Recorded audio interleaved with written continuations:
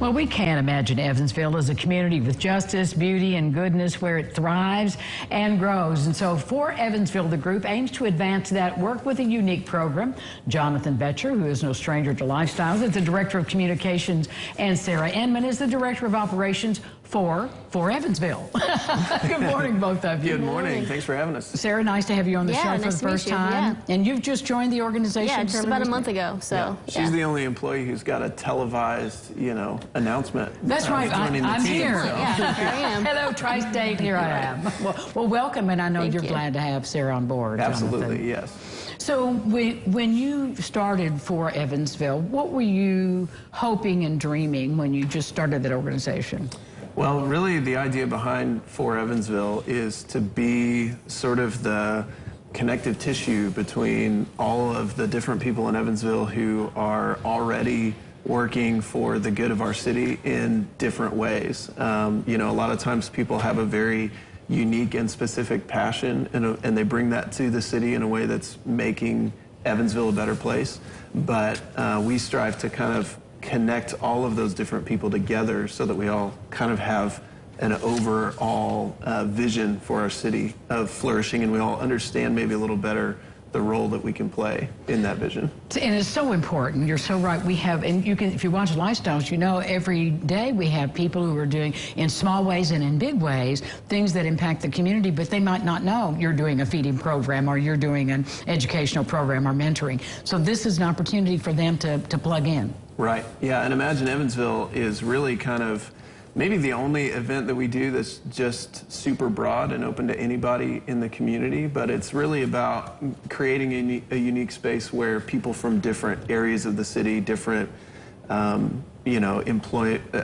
industries and things like that can all come together in one space and kind of dream about what would it look like for Evansville to really be a city where everyone can flourish. It sounds like a great event. Sarah, so to give us kind of the nuts and bolts, when will it be and how do we sign up for the fund? Yeah, you can find out more. You can sign up at forevansville.org/imagine. You can also find it on Facebook. Just search for Evansville. We're on there as well. But it's January 27th, Thursday night. We're going to be at the Old National Bank building. We'll be in the lobby there. We've had a couple events there before. It's a great space. We'll have some desserts, coffee, but really just an opportunity, like Jonathan said, for people to communicate, talk to each other, have conversation, learn what you're passionate about, and how can we work on those things together. Now, I think you have guest speakers as well, and who are they, and why did you select those people? Correct. Yeah, so we have 3 different talks, 4 different guests. Joanne Hunter and Rosen Hood, are going to be talking about pursuing justice in Evansville, thinking about where are the areas of inequity still in our community and how can we start to rectify those things. And then John Benton is going to be talking about affirming human dignity. He works with impoverished neighborhoods, individuals, and families. So he's going to be talking about really starting with recognizing the value and dignity that every person has. And then Logan Miller, who's been on the show as well, is going to be talking about... I'm a Logan fan. Yeah, he's going to be talking about sort of using art to create beauty in our city and also to have important conversations that sort of shape the culture of our city by creating art, creating expressions that lead to just the way that we understand the community around us.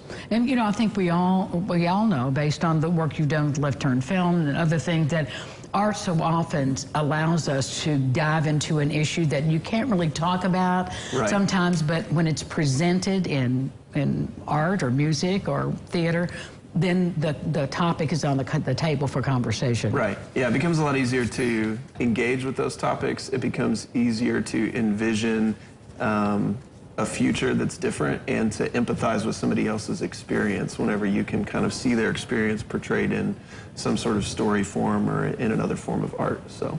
Well, this is going to be an opportunity for all folks to chime in. Is there a limited amount of space, or can you just think you're going to just welcome everybody until you pack? There is a limited amount of space. I think that we'll be able to make room for everybody who wants to be there. There's only so many seats available, so you want to get your tickets soon. All right, and just go to the website, and there it is. All right. Well, Sarah, nice to meet you. Nice to meet you. I'll see you more. I'll be here. In the future. Jonathan, always good to see you. Yes, good to see you too. Thanks. For Evansville, we'll be right back after this.